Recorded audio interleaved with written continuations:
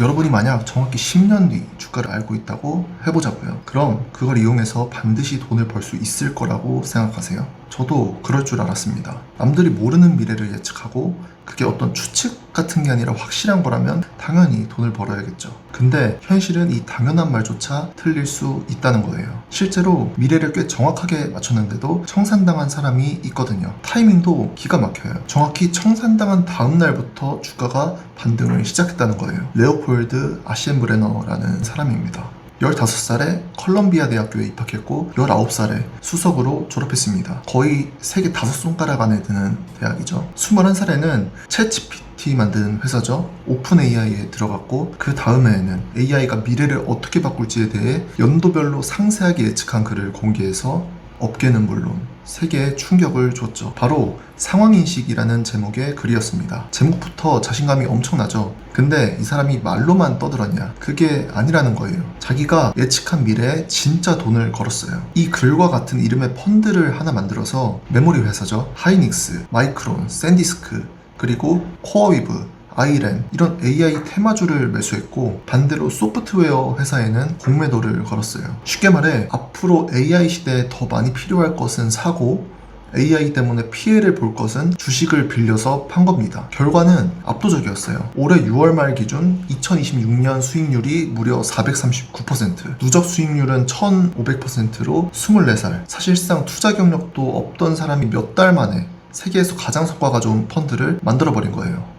이 정도면 사람들이 왜 돈을 맡겼는지 이해가 되죠. 근데 충격적이게도 한 달 뒤 이 사람은 자기가 가진 모든 포지션을 전부 팔아버리게 돼요. 정확히 짚고 넘어가자면 청산은 아니거든요. 돈을 갚아야 해서 펀드를 강제로 매각하게 된 거죠. 청산이라고 표현하겠습니다. 그 물량을 받아간 곳은 시타델이라는 회사였어요. 아마 블랙록이나 골드만삭스는 들어봤어도 시타델은 뭔가 싶으실 수도 있어요. 이쪽은 이제 자산운용사나 금융업 같은 느낌이고 시타델은 헤지펀드, 쉽게 말해 트레이딩에 가까운 운용으로 빠르고 큰 수익을 목적으로 하는 회사예요. 이쪽 세계에선 가장 큰 기업 중 하나입니다. 아무튼 그렇게 펀드는 넘어갔고 인터넷에선 조롱이 쏟아졌죠. 상황인식 거리던 사람이 정작 본인의 상황인식을 못한 거잖아요. 근데 이 남자는 예측이 틀려서 돈을 잃은 게 아니라는 거예요.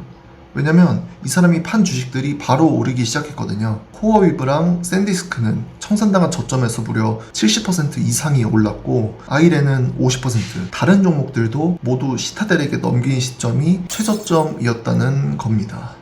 정말 바로 다음 거래일부터 오르기 시작했어요. 이게 이 사람 입장에선 너무 억까잖아요. 그래서 음모론도 돌거든요.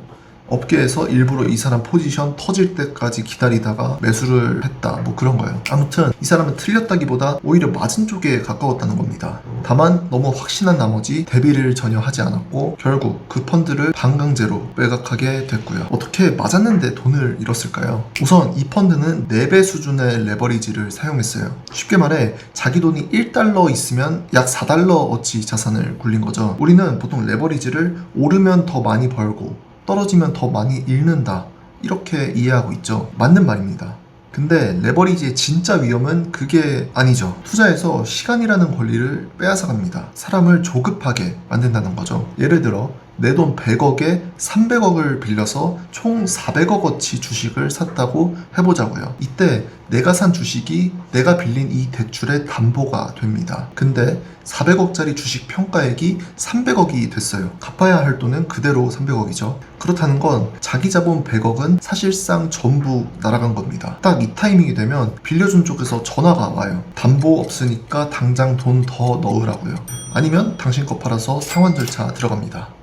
그게 끝이에요. 채권자는 내가 맞는지 틀리는지 관심이 없습니다. 심지어 미래에서 온 사나이라고 해도 그런 건 들어주지도 않아요. 오늘 안에 약속대로 돈을 채워 넣을 수 있냐, 그것만 본다는 거예요. 어떤 종목을 고르느냐 보다 내가 정한 전략을 실제로 계속 실행할 수 있는지, 이거는 완전히 다른 문제거든요. 저도 투자하면서 이런 걸 점점 중요하게 보게 됐는데요. 그래서 저는 이런 상황을 애초에 안 만들기 위해 프리퀀트에 맡겨서 실행하고 있습니다. 반복적인 매수, 매도나 이후의 주문 관리를 직접 하지 않고 자동화해서 내가 개입하지 않게 하려는 거죠. 자세한 내용은 고정 댓글에 남겨둘 테니 관심 있으신 분들은 보시면 좋을 것 같고요. 근데 레오폴드는 청산 직전 그때는 상황인식이 됐던 걸로 보여요. 왜냐면 일주일 전 투자자들에게 편지를 보냈거든요. 지금의 하락이 역대급 매수 기회니까 투자를 좀만 더 해달라고 말이에요. 그땐 와, 이 사람 이렇게까지 확신한다고 싶었던 그 편지가 지나고 나서 보니까 살려달라는 편지였던 거죠. 근데 둘 다 완전히 틀린 말도 아니에요. 본인은 자기가 틀렸다고 생각하지 않았을 거예요. 도망치려던 것도 아니고요. 더 사고 싶어 했던 것도 맞았겠죠. 근데 세상이 그렇게 하도록 가만두지 않았던 거죠.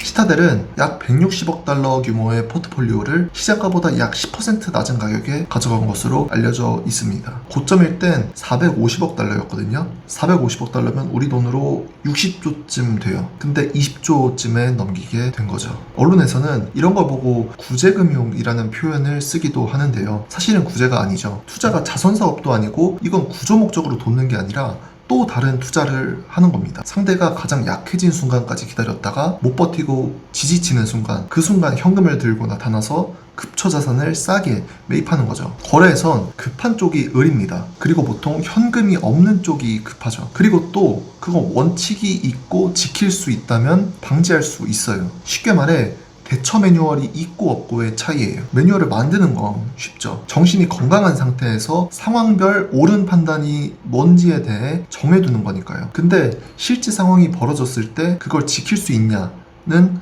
다른 문제겠죠. 만약 본인은 어떤 순간에도 항상 지켜왔다면 사실 프리컨트를 굳이 사용할 필요는 없습니다. 그럼에도 사용하면 도움은 분명히 될 거예요. 내가 매매를 직접 하지 않더라도 규칙만 설정하면 계속해서 실행해 주니까요. 하지만 프리컨트의 핵심은 상황이 벌어졌을 때의 한순간의 충동에서만큼은 방어해 준다는 데 있습니다. 저한테는 이게 가장 직접적인 해결 방법이었거든요. 왜냐면 저는 투자에서 제일 믿을 수 없는 게 내 확신이라는 걸 알았어요. 전 언제나 지킬 수 있을 것만 같았거든요. 그런데 상황이 벌어지면 생각이 바뀐다는 거예요.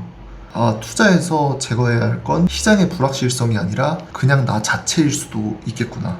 이런 생각을 해보신 적 있다면 정말 단언컨대 프리컨트는 여러분께 이전보다 더 나은 투자 결과를 낼 겁니다. 7일 이내 불만족 시 100% 환불을 보장합니다. 사용해보고 결정할 수 있도록 정책을 완전히 바꿨어요. 자신이 없다면 이런 짓 안 하겠죠. 마지막으로 저와는 다르게 레오폴드는 실제로 미래를 맞췄을 수도 있습니다.